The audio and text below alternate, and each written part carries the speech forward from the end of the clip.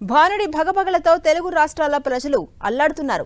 రెండు తెలుగు రాష్ట్రాల్లో ఉష్ణోగ్రతలు అనూహ్యంగా పెరిగిపోయాయి. దీంతో ప్రజలు బయటకు రావాలంటేనే జంకుతున్నారు. రాబోయే 5 రోజుల పాటు ఎండల తీవ్రత మరింత పెరగబోతుందని వాతావరణ కేంద్రం హెచ్చరించింది.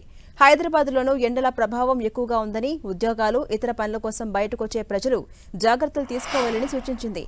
రెండు రాష్ట్రాల్లో రోజువారీ ఉష్ణోగ్రతలు 5 డిగ్రీల వరకు పెరిగాయి. ఉదయం 10 గంటలకే ఎండ తీవ్రత తట్టుకోవడం కష్టంగా మారింది. ఇక విజయవాడలో ఎండలు మండిపోతున్నాయి. ఇప్పుడే ఉష్ణోగ్రతలు 40 డిగ్రీలకు చేరుకుంటున్నాయి. మార్చిలోనే మే నెల ఎండలను గుర్తు చేస్తున్నాయి. మధ్యాహ్నం వేళ ఎండ తీవ్రత, వేడిగాలులతో ప్రజలు తీవ్ర ఇబ్బందులు పడుతున్నారు.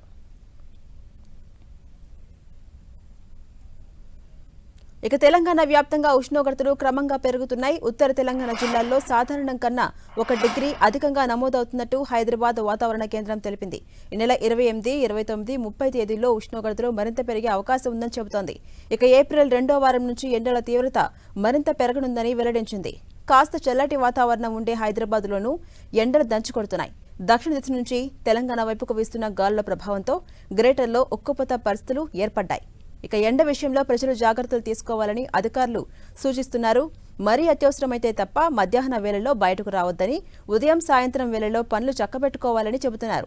తప్పనిసరి మధ్యాహ్నం వేళల్లో బయటకు వెళ్లాల్సొస్తే మంచినీళ్లు, కొబ్బరి నీళ్లు, మజ్జిగ వంటి వాటిని దగ్గర ఉంచుకోవాలని, తరచూ నీరు తాగాలని సూచిస్తున్నారు. రెండు తెలుగు రాష్ట్రాల్లో పగటిపూటతో పాటు రాత్రిపూట ఉష్ణోగ్రతలు సాధారణం కంటే ఎక్కువ నమోదవుతున్నాయి.